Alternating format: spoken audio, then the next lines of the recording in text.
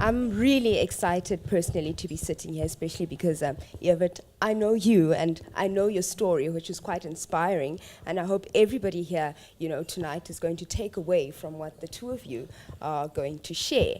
Now, ordinarily, I would start with a tell me about your background, but I'll do it a bit different this time around. You're both in business, you also work together. You're in the creative business. Some would say you do film, some would call it video production, some cinematography. How would you describe what you do? Evert.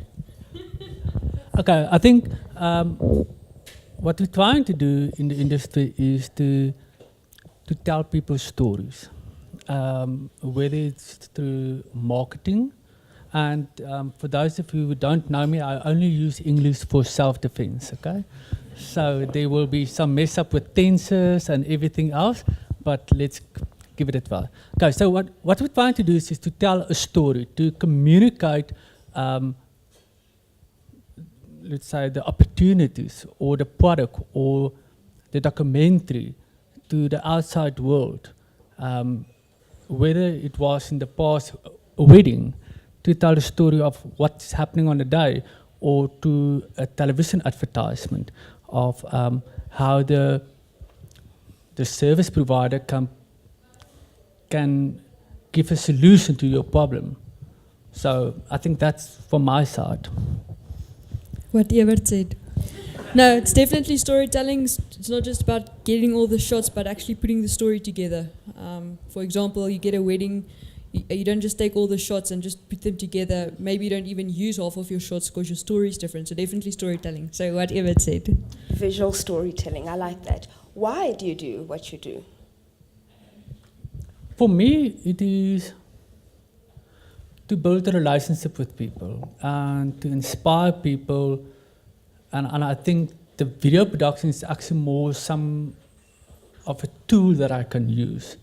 A tool that I can use to try to inspire greatness in other people or in themselves while we're busy filming them. A way to serve humanity, I can say through relationships. That's why I'm doing it. Zita? We had to pay some bills, husband and I. No, yeah, I just enjoy filming. Yeah, like it says in my bio, I actually studied graphic design, so I never knew I'd be going into filming. So I think just the doors opened there, and that's where God wanted me. So I just love it. Yeah. You said you didn't know that this was the route that you were going to go. As a child, what did you think you were going to do? A firefighter or policeman. No, as a child, I mean like teenage. When you were small, I mean, we all had dreams. Some wanted to be nurses, policewomen. We didn't, well, in my day, we didn't always think of going the business route or being a photographer or, going into video. What did you think you'd be as a child? Okay, as a bit older child, I think maybe being a drummer, being in a band, simple stories. but yeah, like I said, that's filming is not what I thought I'd get into. So definitely music, something with music, because I played a lot of instruments while I was younger, violin, guitar, drumming. I still do drumming. Hint, hint. Yeah. So basically music, and then obviously the graphic design. So the filming was not something I planned or was expecting. Evert? I've asked my mom actually the other day when I OV Smart repaired the smart block, Bright Sparks. They did an article, and then I need to dig a lot deeper. And then she said it was something. When I was a small kid, Groenie die Draak, I want to be a firefighter. But later on, it was I always used to sell my old toys. So I tried to keep them as clean as possible, and then whenever there's a lot of people coming to us, then I try to sell my toys to them. And then a bit later on, because my granddad, he was a preacher. So I thought, I love it. I love it to speak to people and to, like I said, relationships and stuff. So that was when I was a kid. But then what happened after that is a lot of different routes before I end up where I am now. And we're going to touch on that because I really, really love your story, like I keep saying. You know, the entrepreneurship, it was in you, like you said, you sold your toys. What about you? Have you always thought about going the business route? Because, you know, other than working with Evert and Roystel, you also got your own business. No. I think when we spoke to Leslie the other day, the question later, or the answer later popped up. I think because none of my parents are in the entrepreneurial business and so on. So for me to do that is, I think, something to feel proud of, or to pursue that path, you know, to get something done, to show my husband I can also do something cool. So, no, but it's just, yeah, I think it's about doing something different that we didn't grow up in that environment, and to show it can be done. Were your families always receptive to what you wanted to do, to being in the creative industry? You know, I know some parents might think, can you actually make a living from doing this? Definitely not. Both my parents are in the teaching industry. My mom used to be a teacher until I was born. And she, up to today, she still have a small play group that I think some of the first children, their children are coming out to my mom's school. You know? And my dad, he's a lecturer, he's still a lecturer, and he's retiring this year at the CUT. So for them, doing your own business, no. Like my sister, she studied to be a physiotherapist, and she's a brilliant one, but when she decided to go on her own, they were like, they don't know. So when I decided to stop my work as a medical rep and start my own business, they were like, ons sal vir jou boet, ons sal vir jou bid, ons sal vir jou business. So they still up to today, they're very supportive. But they was like, have you planned this carefully? So for both of them, it was like, this is a big step. You mentioned that you were a medical rep. Let's talk a bit about your background. Did you study? Did you study business? Did you study anything creative? When I first started out, I studied fine arts at the CUT. And within the second week, and I got nothing against fine arts or education, but for me as a person, I was like, this is practice that I can do at home. This is all they do, practice, practice, practice. And then they have a lot of history and theory, and this is not working for me. So I stopped that. Then, because I love being physical, and I've been a personal trainer from matric, and then I was like, I want to do human movement science. So I combed my my anatomy and all the physical, but then with all the other business-related stuff and accounting, I was like So then, within a year, I realized what they're teaching me here and what I want to do in the gym environment is definitely not the same. I don't want to become a biokineticist. This is not for me. I want to work with people, and I want to train them to better their body and their lifestyle, and not want to work on, let's say, in that back then, on injuries or something like that. So then I've done an international course in health management. And for me, that opened a lot of doors while I was still doing that. Then I went to do some farming between Kroonstad and Ventersburg. I was farming with cabbage. Ek het op 'n 13 hektaar stukkie grond my kool geplant.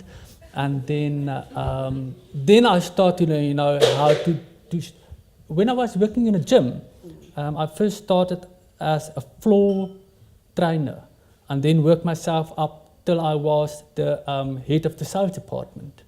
And then not only from the one gym, but also from both gyms in Bloemfontein. So I've liked the sales function or the sales part of my business. but I also like to train other people how to do sales properly. And then while I was busy with farming, it was for me great to see how can I improve the living conditions of the people that is working for me so that they can start working for themselves. And then I left, I came back to Bloem, then I studied pharmacology, and when I finished my pharmacist assistant, I also finished my marketing management at the CET at the same year. And then I got married, and then on the second day of my honeymoon, they called me from Aspen Pharmacare for an interview, and I was like, there's no way that I can attend that interview. I'm on my second day in Plate, not going to work. And then she said, okay, when are you coming back? I said, 2 weeks from now. Then she said, well, then I will be on leave for another 2 weeks. But I want to wait for you. I want to interview you. You must be one of the 5 people we need to interview. And I was like, wow. And then I went up, almost lost my wedding ring on that day. And then halfway through the interview, they started to ask very weird questions in terms of the package. What package do you want? I was like, I was not trained for this. And then I was in the medical rep world, and I was also always a guy for gadgets and technology. While I was on a farm, I was making all those short films with a high-8 video camera and try to edit it on a VHS tape player and stuff. And I was very involved in the youth at our church. So I was always trying to make some PowerPoint slides to get the people and to get the youth attention. So it was always part of my background. And then I did a course through Media Academy. Dominic van den Hout, he's a Belgian filmmaker. Hello, okay. Everybody can hear me? Last time I spoke at the place, it was like, I can hear you, but I will substitute my place for someone that can't hear you. So, and then I've also done some courses under Marco Rosenblum, who is the father of the Travel Channel and stuff. So slowly, surely, I've done everything that I know now of my industry was online. Because what I actually want to know, and I don't want to be a filmmaker. I don't want to make future movies. That was never part of my dream. So for me to get that type of education from AFTA and all those other schools, it was not really what I wanted to pursue. And I was just going to stop me because yesterday she also said, you keep on talking. Okay. So from all of this, I mean, the farming, medical rep, the pharmacology, marketing management, and then you started Roystel. When did you start Roystel? That's a very personal question. Okay, so what actually happened is I was busy doing small videos.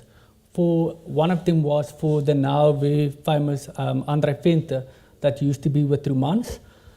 And I started to do more and more video productions. And then one Friday, a sound recording artist, he was like, listen here, my friend is getting married on Saturday. Please, will you do his wedding DVD? And I was like, there's no way that I will be able to do it. I don't know the wedding industry and all that. So that night, I started to Google, and we still have dial-up internet. Okay? Nothing that you guys dial-up internet. And then I started to educate myself on what's happening in other parts of the world in the wedding industry. And then one thing led to another, and I started to do more editing in my little back room than visiting doctors. And I get all these excuses why I'm not in Bethlehem, why I'm not in Uppington, why I'm not getting all the signatures that I need to get. And I was editing these videos because this was my life. Everything was, my passion was put in there. And then on Friday evenings, I normally have my manager knew about it. Then on Friday evenings between 10 and 12, I normally take some McDonald's. I was in a paint basket, so I put my Bulen sticker on top of it, And then I go to the emergency rooms in the hospitals, try to sell some my bullion there. And then on Monday mornings, I will normally take off. And then I will go to the botanical gardens and spending some quiet time there. So on one Monday morning while I was busy up there, and I was reflecting on everything, and then the Lord told me, listen here, you are stealing from Aspen Pharmacare. You're stealing from me. How do you want me to bless your business if you are stealing from other people? So either resign or I'm going to get you fired. And I was like, well, I take the resign option. And by then, me and my wife, we were spending a lot of time and a lot of money in coffee shops.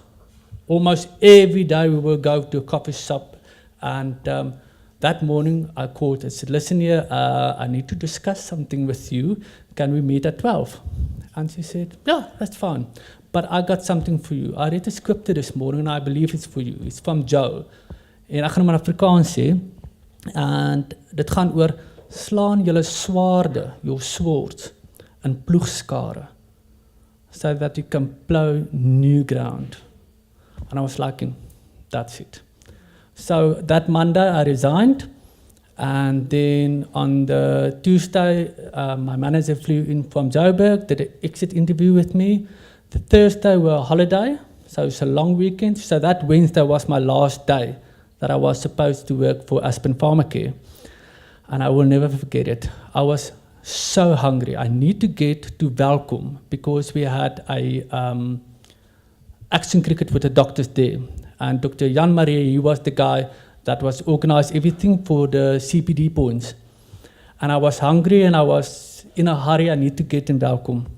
And I stopped at the Pick and Pay here at Bloemfontein. And I need to withdraw some money to pay another videographer that was filming for me. And then I withdrew the money and I was hungry. I thought maybe just get a orange juice or something. But no, don't have time. And I'm driving past Cuba. And I was like, no more coffee shops with my wife, no more eating out at the Spur twice a week. I need to pay 8,000 for my house, 5,000 for my car. This April, my first job will be in August. And then I stopped at the stadium and I was going into there was still some railway trucks and I was going in to pay the guy and he's like, can you wait for 10 minutes? I said, no, I need to get in Welkom. He said, just 10 minutes. Okay, here's your money. Why? Now, my colleague went to Stadium Fast Food to buy some burgers. And today he said, for some reason, buy one, get one free. So if you wait, I'm going to give you something to eat.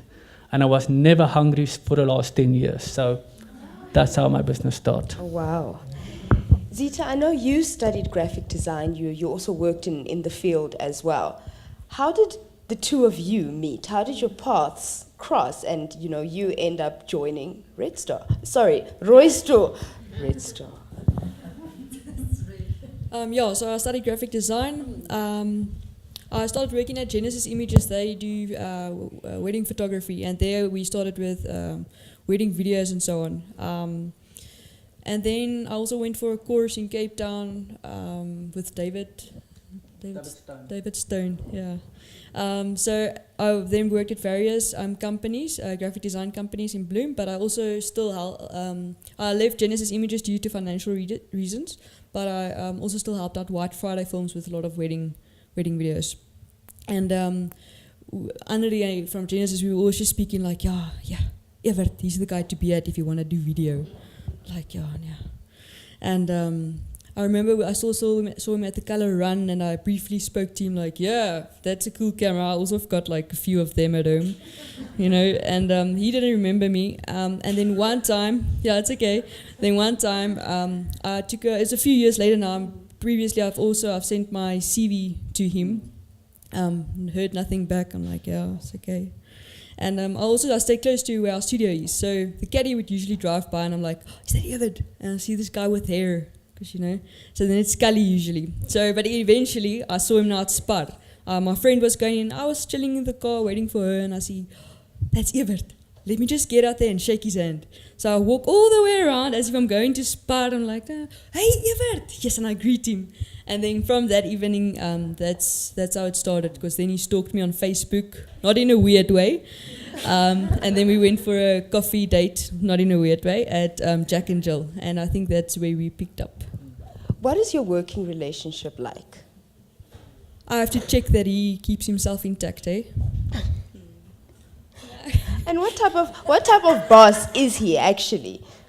Definitely not a boss, a leader, great leader, and I want to say a friend really, him and Runel both, so more like family actually. I said the other day as well, he will, teen sy eie omkoste, sal hy jou help, laat jy beter doen. He will help you succeed, renting out his gear for Mahala, going to help you set up with your shoot, just helping you to make sure you're okay. So definitely not a boss or anything, but awesome friend and a leader. And when did you decide to start your own company?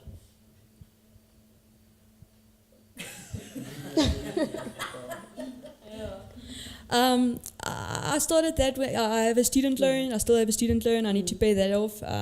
So I think that's where I just still kept going with wedding films and so on. I did that on the side, always on weekends.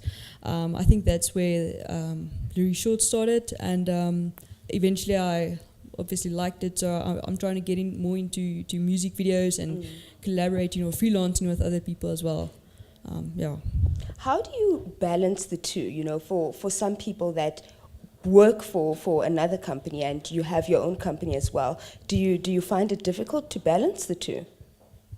Not if I tell Evert what to do. It's not a problem. No, I'm joking. You should have fired me a long time ago. I'm so cocky. No. What was the question? Do you find it difficult to balance? So what the two? happened was at the beginning it was quite hard work and stuff, because it's from 8 till 4ish, and then I get home or go CrossFit, then I get home and work till the evening. And when I got married, it was also nogals because he gets to watch series and movies and I have to work. But what happened now was with this year we started doing something else where our working hours are a bit different for Kali and I. So that helps a lot. I quite enjoy that. So we come in per project.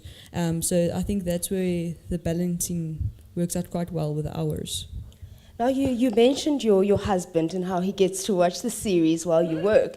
I want to touch on your partners. You're both married. Do they understand what you do? How difficult is it? I mean, it's long hours. Sometimes it is financially, draining. Sometimes there's traveling away. There's traveling, Evert, I know you've got kids. The kids might miss you. Do your partners understand what you do? Can I go? You can go. Okay, cool. I think for any startup entrepreneur or anyone with a business, and if you're your own boss, I'm going to put it like Joe would put it. You need big balls. Your partner also needs big balls to understand there's some months that the client is not going to pay on time. There's some months that some business will go broke. And then, like in the past, Ronald have helped me in the past for the business because some clients didn't pay on time. Some clients, the business go broke before they need to pay you. So if your partner is not going to be there for you, then either your business is going to go down or you will go separate routes. I think that's what you need, a very supportive partner when you do have your own business. Someone that understands, listen here, on Sundays I'm not even going to talk. I'm just going to sit down, focus, do what I need to do.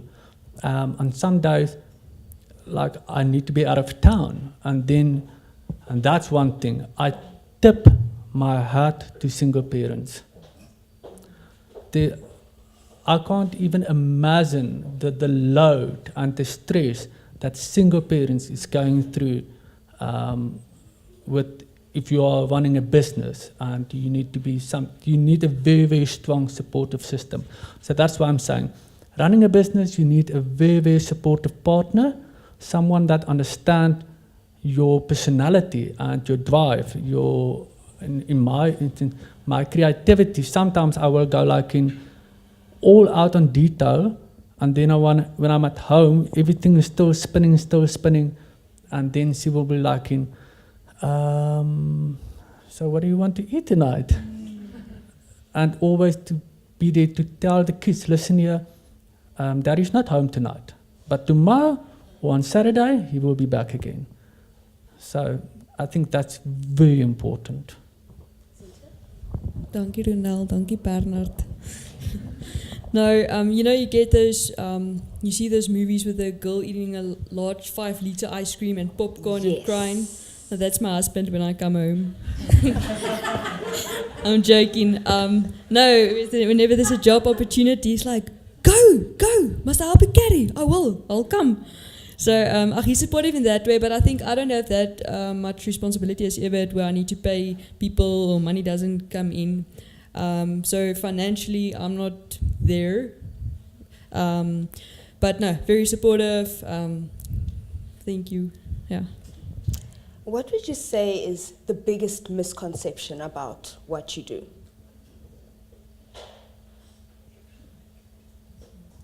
Ach, julle kan hom sommer net gou hier edit. Yeah. You know, you can fix it in post. Yeah. I think that's the biggest misconception. You can fix it in post, and then in the other way, I think I've recently discovered again, the marketing environment have changed so much, so big. It's like, I think the easiest way to explain it is 1993, the average human being had a attention span of 12 seconds. 2016, the goldfish still have the same attention span of 9 seconds, but the average human being have now the attention span of 8 seconds. Why is that after 1994? Because then cell phones came in. And now more days you are like in flipping down, there's the advertisement, you quickly look on your phone. Or you're scrolling up on your Facebook and then you just skip a video if it's not looking interesting.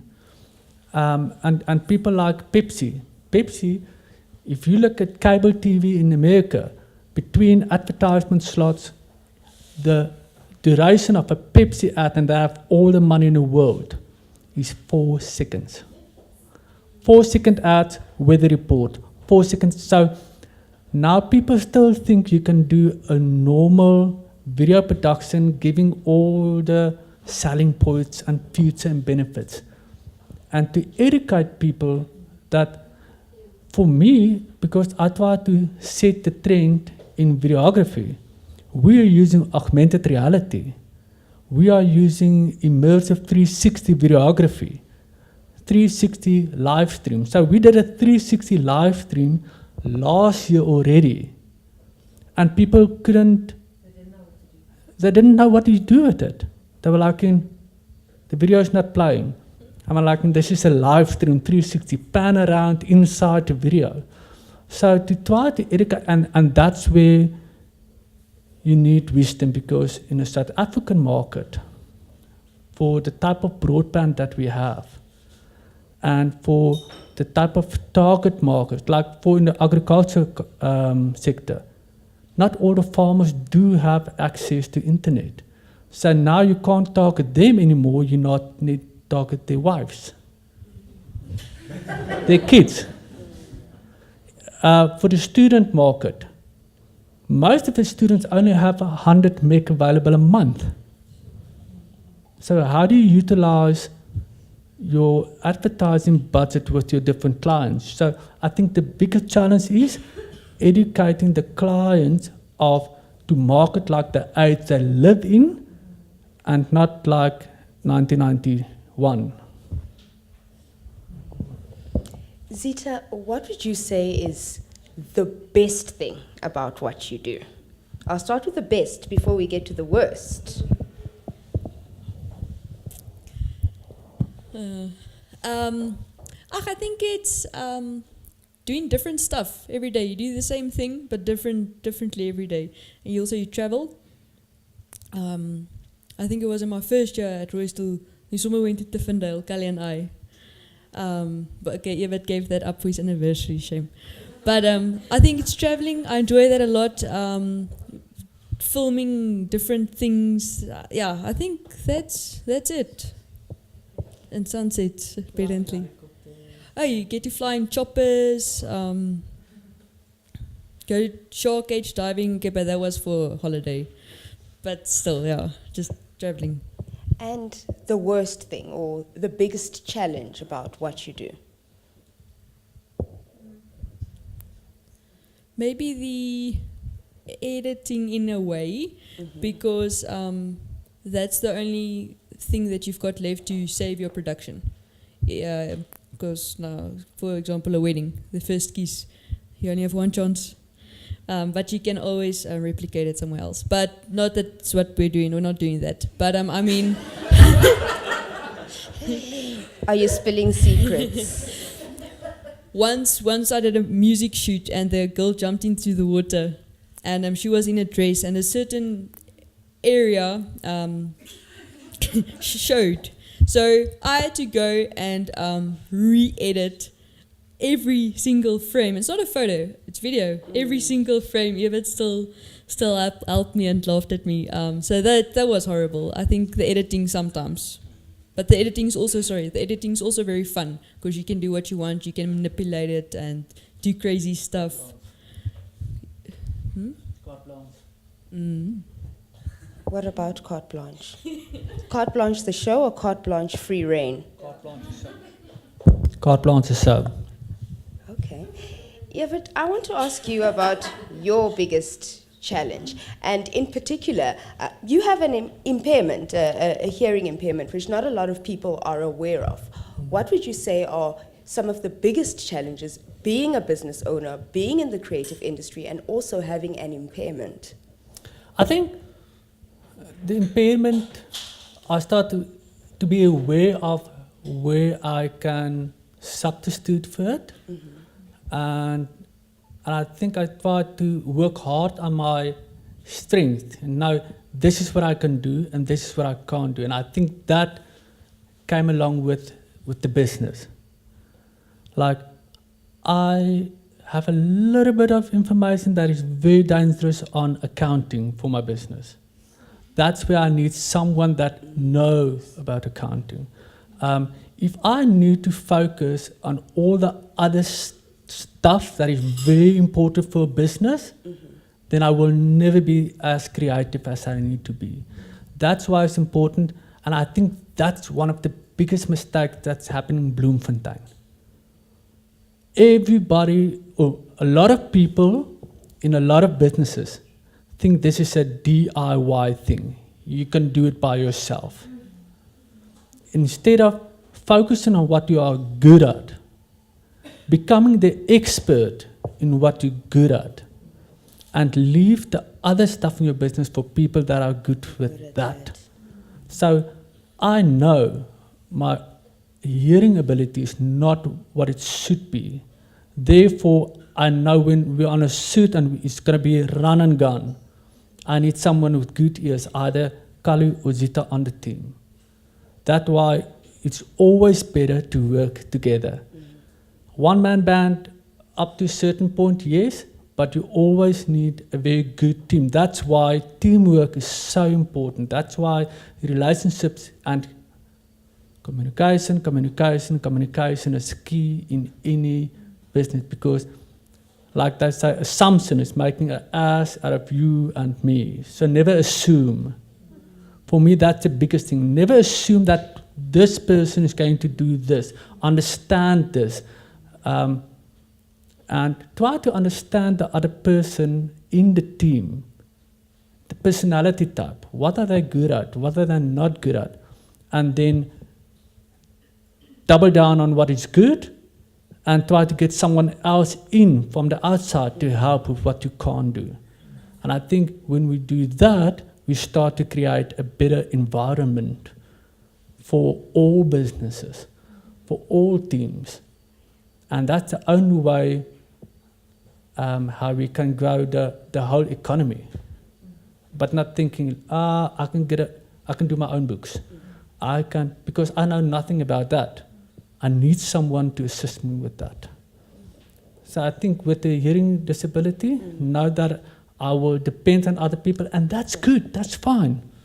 There's nothing wrong to depend on someone assisting you in your weak points.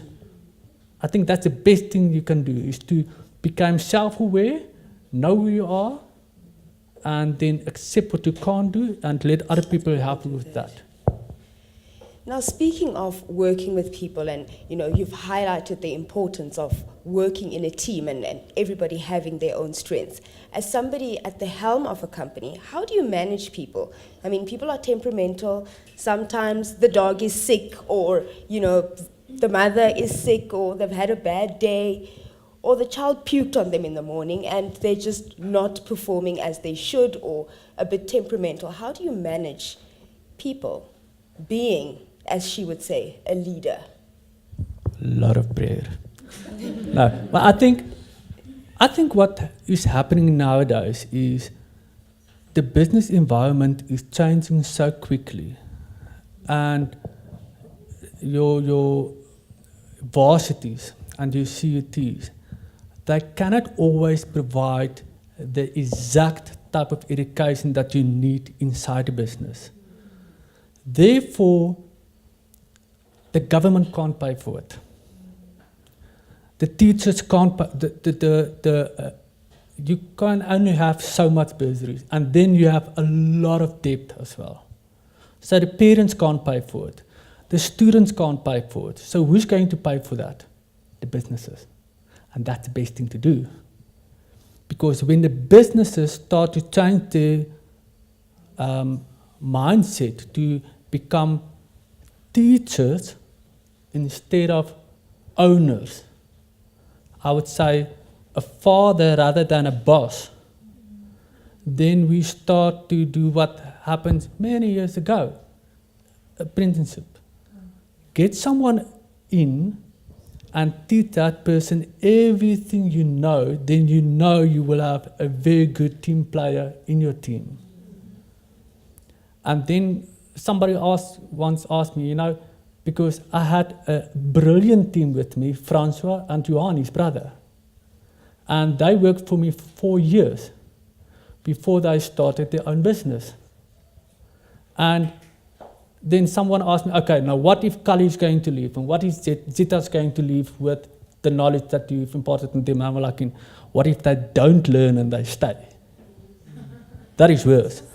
And by putting amazing people like Kali and Zita in the market, you create not only creating a little bit of competition or a lot of competition, but you are making the market better. And the better the market becomes, the better prices you can ask. The more expert people there is outside to educate the market what is good and what is bad. And I think that's why it's important for me to start their own businesses while they're working with me, because then they can make mistakes without to focus on I would say, if you make the mistake, now you're going to lose the business or you're going to lose the deal, but you still have your salary or your income. Yes, because we make a lot of mistakes. So I think, yeah, if I can create a better market, so by educating the people, turning the owners into teachers, because the world outside there cannot afford it anymore. Zita, having worked with somebody like Evert, who's passionate about people, he's passionate about people development, and you're allowed to make mistakes as well. What would you say is the biggest lesson you have learned working with Evert and the team at Roystor? To drink good coffee. That too, important. I think working with people, not just working with people to get the job done, but more interacting, getting to know them, getting to know the story behind what they want, planning your shots, prepping your the event going to set up earlier, all these tiny little details, all of that, just in general. Evert, let me ask you as well. What would you say is the biggest lesson you've learned from your team?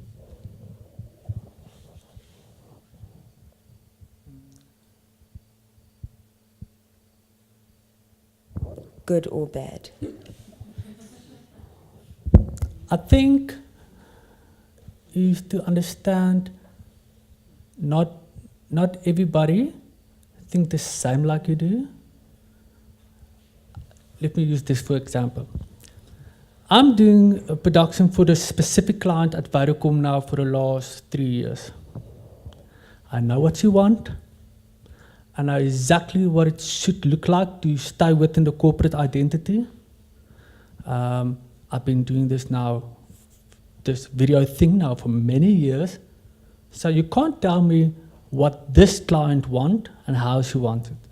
Then, on a very first actually project, yes, she said, I'm going to put this text over here and the text over here. And I was like, this is cluttered, it can't work. But immediately I was like, okay, wait a bit. I sent it through to the client. I said, listen here, this is the one design, this is the other design. What do you think of this design? She was like, I love it. I was like, okay, good. I was using a very specific type of music with some kind of productions. And then on our trip to Kwakwa, the whole time, all I was hearing was dubstep. And then I realized some certain productions work very well with dubstep. So to acknowledge that sometimes they can be right. Sometimes they can do something better than me. I think most of the time when you do something, I can't delegate this. They can't do it as good as I can do it. Yes, they can't. Not the first time, not the second time, not the third time, not the fourth time. But by the 10th or the 11th, they're like because they can focus on it maybe a little bit more, can do it even better than I can do it. And I think to accept that people will excel, people will learn, people will become an expert in their own field. I think that's the biggest lesson that I've learned. I want to ask you a question that I asked her, the best part of what she does. You mentioned carte blanche. So I feel I need to ask you, what is the best part about what you do? I think the best part is when I've done a product and I can see a tear in someone's eyes, when I can see that sparkle in someone's eyes and say, wow. I think that's what I'm breathing. I'm living for that, and that's why sometimes it's so disappointed when I couldn't wow someone.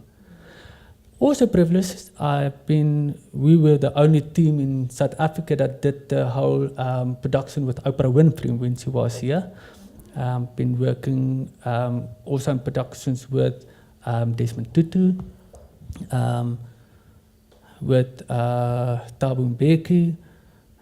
Now on Saturday I was very privileged to be part of the whole Angus Buchan team, the guy that is doing, George Carpenter, that is doing his productions for him. So meeting really inspiring people, and then meeting people that you will never... The first time I met this girl, and she was 5 years old, and she was playing. She's blind. So I turned to her and said, "So, Poppy, speel jy lekker?" And for those, Poppy is like in a doll. I said, "Hi, doll, you enjoy playing?" And she turned around and she said, "I'm not made of plastic. My name is Luzanne." And there's where I met Luzanne, and she's now setting world records in long distances. And to see how people develop, and you've been working with them when they were a kid, I think that's also something to see how people develop and how they go through their journey. I think, yeah, and to see someone that I was working with, and I could impart maybe something small in that person's life. I think that's the biggest privilege for me. Wow. Now you've shared your story, you know. There have been highs, there have been lows as well. For aspiring business minds, aspiring creatives, or even just, you know, a little girl or boy sitting at home wondering, can I actually go into business, or can I make videos, can I tell stories? What piece of advice would you offer them? Don't. Why? No. Okay, I think for me, it's very important. I know everybody's preaching, follow your passion. There's a guy that I admire a lot, Gary Vaynerchuk, and he say, find that one thing that you want to do every day and do just that. I'm very careful for that. You can't be that assured that it will be sustainable. But for a young person that wants to go into the creative arena, find a sustainable interest. Find a bigger problem that people will pay money for, that you can align your interests with. Because then you know it's something that you love, you're going to get paid for what you love, and it is sustainable. Otherwise, it's just a hobby that my wife is sustaining, you know. So it needs to be something that is solving a problem, something that people will pay money for. And if you can align that with your interest, with your passion, because if it's not your passion, the moment you start to make money just to cover all the bills, you're going to slack down. You're not going to stay ahead of the crowd. You're not going to try to stand out of the crowd. So it needs to be a passion, it needs to be interest, but it needs to be sustainable. That would be my advice. Zita? I'm going to take a bit from a quote. You only get to live once, and if you do it right, once is enough. Go for that thing that you want to do. Just pursue it. And I also want to throw a bit of spirituality in there, yeah, by God. Because I think where He opens doors for you, you can't go wrong. Absolutely. So between the two of you, I'll share what I have learned. Educate yourself, teach yourself, and teach those around you. Align your passion with something sustainable. Go for it, like you said. I think I've done my fair share of speaking. I'd like to open the floor to you, ladies and gentlemen, who might have questions for Zita and Evert. Do you have any questions? He's obviously passionate about music and graphic design and everything. And he works with augmented reality. Why not use those two, like those three, and reduce data prices and then make several companies billions at the same time? And I'll explain how, but I won't explain it. It's more of a suggestion. So you don't want us to answer, just a suggestion.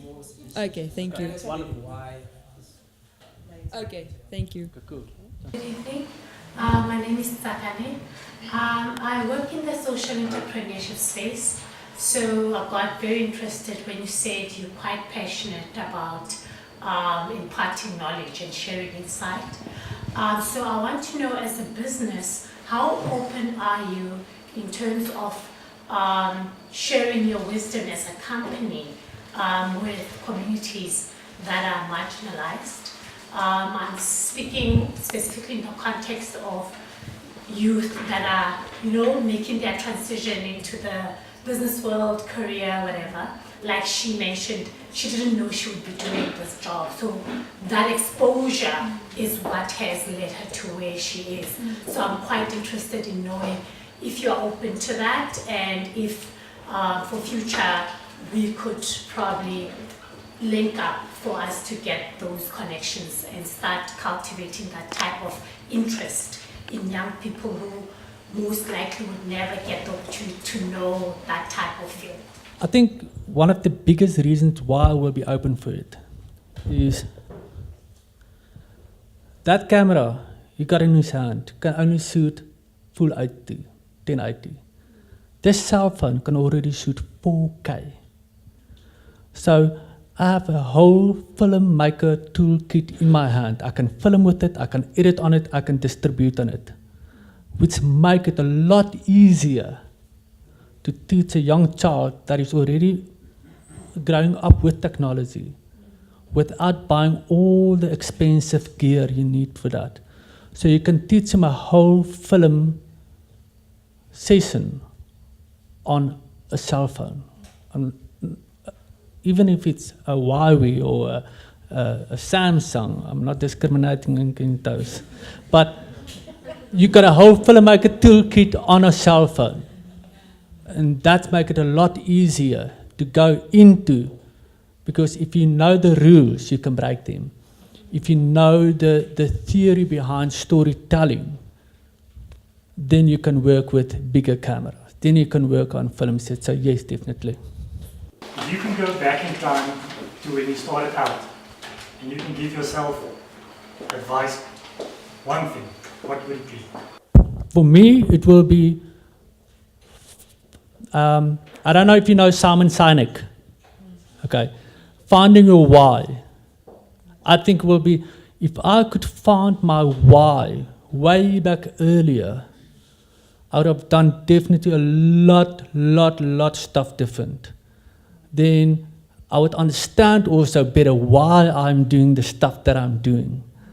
And I think I would have been long time ago be in a more of an expert position, so that it will be easier for me to have a bigger influence in the market, to change the whole model to where it needs to be more feasible for everyone. So find your why, find out why are you here, what's your purpose, and what do you, I'm not talking about finding your purpose by glorifying God. I mean, why are you here in Bloemfontein, and what do you need to do to be alive every day? I think that will be my, if I give it to my 18-year-old Evert, yes. Thank you for the question. Find a good coffee shop with free Wi-Fi.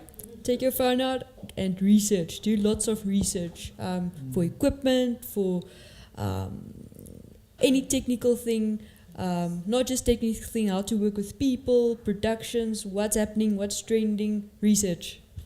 Hi, good evening, guys. Thanks a lot. And the young lady, what's your name? Zita. You're very funny. She's an acting career there. Because you're Parson, I'm a private equity investor. You said something just now that technology is making it easier for people to do stuff. What's the future of your business then? What's the future of your business? Yes, the future of my business. More and more people. I'm not so sure about where South Africa will be going with mobile technology, but certainly everybody's working more to a mobile-first world. If you think what you do every day on your phone, so I think we will be moving more into a mobile-first world, creating, I don't say apps, but creating activities. The world is moving away from product and price. They're moving towards customer experience. And by creating a customer experience, we need to be a mobile-first world, because we experience the world through our phones, whether it's Snapchat, Facebook, Instagram, WhatsApp. Because with WhatsApp status update, you're experiencing your world through the phone. So we need to target a mobile-first world. And this is exactly what Facebook is doing. They're moving everything. If you look at Facebook stories, you can only do it on a mobile phone. You can't do it on a desktop. If you're looking at Messenger, everything, so you have everything in one app. Why will I want to move away from one app if I have my Messenger, if I can check my news, if I can check everything through one app? So I think the future for us, for our industry, will to start to target to be a mobile-first company. I just want to, sorry, just put an insert there. Let me see if I can open my mobile. So Evert has this cool gadget. He got it in New York. It's called the Osmo Mobile. We use it in some of our productions. I mean, that is this tiny little thing. Get them some OSBAs.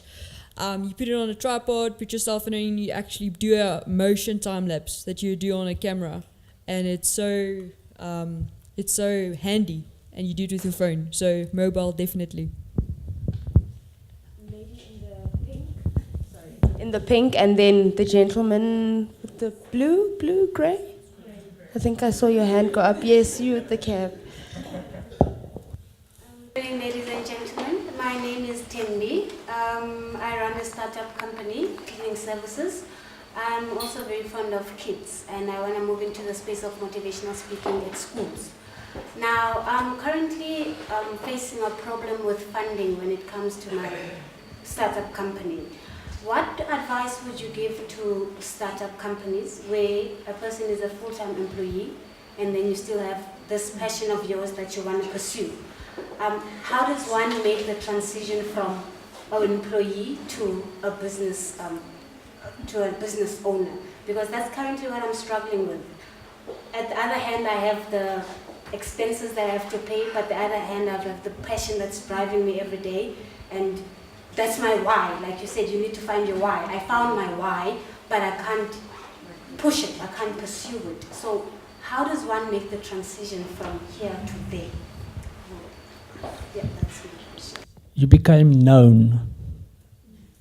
You became known in the industry. So what you will do is on your side, you will hustle the white wax out of that part-time by giving valuable content to the market. Content that people in your industry can use, and you give it for free. As much, because if you can start to outcare your competition by giving value to your industry, people will start to, what you want to be, motivational speaker. People will start to contact you for your knowledge. They will start to see you as the expert in that industry. Because what you start to do now, by giving value content, you establish yourself as the expert there. You don't need to be expert now. But by getting the knowledge, the personality, and the sustainable publicity, those three in a combination, you will start to position yourself as an expert. And by the time you start to adding that extra zero to your fees, you will know that you know that you know now's the time to leave. I think that's my answer.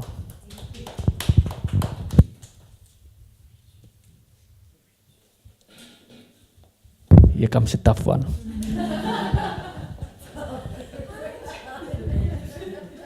It's fine, I'll ask Zita. Good evening, ladies and gentlemen. My name is Tabo. I'm also a passionate serial entrepreneur. I think I'll sing the lady. Thank you. I've known you for years, and I've seen the work that you do, and I can say that I've seen you definitely one of the guys leading the market here locally that I know, probably nationally as well. So now what I want to ask you is that, one thing that I've realized and what I know is that what makes people be good at what they're doing is normally, their principles, because they say, you know what, your actions will normally follow your belief or your belief system. Now I was listening to you, and I must say that what an honor and what a pleasure. But then you said something that made me want to ask you this question. Okay, talking about doing what you love, you said that, okay, do what you love and everything, but it must be sustainable, right? So now what you're saying, immediately I thought to myself, but okay, you're giving freedom, at the same time you're like limiting it, because I believe everything that needs to reach the stage of sustainability, as long as it can pass the feasibility and viability, study, then, I mean, the moment that thing can pass those two, then it can be sustainable, depending on how you follow that. So now my question would be, because I think sitting here, like I'm saying, I'm sold and many people are sold, so that we don't confuse people. Can you maybe just elaborate more? Because to me, immediately you say, okay, do what you love, but you limit it by saying focus on, it's like in music. I love my classical music, and then people say don't sell, then I go and sing baby pop stuff just to sell it, So, but still, it's music is not something I love, so it's like you said in your song. So I don't know if you get where my question is going. So how can you, like if I'm a bit confused, how can you get me out of that confusion, which is what you said? I hope I can. So the question was, let me think. The question was like, if you are, I think you asked it actually. When you're a young person, you're starting up a business, okay, and this is your passion. What do you do? How do you start a business? Where did it start from? So when you start the business, and if that big passion of yours doesn't sell, it's like a hobby. It's not gonna get you any food on the table. So obviously you need to start singing what the market is going to pay for until you became that very well-known singer. And it's like, I know I'm not always pronouncing her name right, Lyra or Lyra, okay? Have you ever read her biography, where she started from? I met her back then when SAB launched Zita. And not a lot of people know. That's the first time I met her. And then she told me she's going to sing big band swing songs. That's what she loved to do. And then she was pressing in and pressing on and carrying on with what the market was paying for back then, till everybody know her now. And now she can sing what she wants to sing. I think if I can clarify that. So look what is your passion, look what the market will pay for now. And then as you start to carry on, you need to roll out products and services that you love. Because if the market loves what you do now for them, they will start to get educated what else they've been missing. And then they will start to buy what you love. Because you educate them towards from is what they know and what they want now. But wait, if you also dial this number, you get this for free, You start to educate them with content of what your actual passion is. And the moment they start to do that small transition towards what your actual passion is from what they know. Like for me, I used to drink a single espresso for the first time in Rome, and I was like, oh, this is very bitter. I need a lot of sugar. And then I started transition slowly to where I am now, that I can say, okay, I love this type of bean and this type of grind and so. But it was through an educational process. Otherwise, I wouldn't have known, okay, this is nice, but this is better. And it's been there all the time. So, did I clarify it? Yeah? Maybe just a follow-up. You know what? The thing is, I think you're the right person to answer this because of your, experience. Experience is the mother of all education. So, wouldn't you say that is like maybe, aren't you saying, okay, sell your soul for this? Because, okay, my take there, and that's why I want to pick your brain, would be if people are not buying what you're saying at the time, right?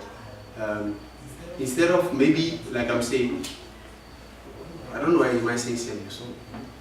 Doing something maybe you don't like so that you are able to do what you like later and stuff like that.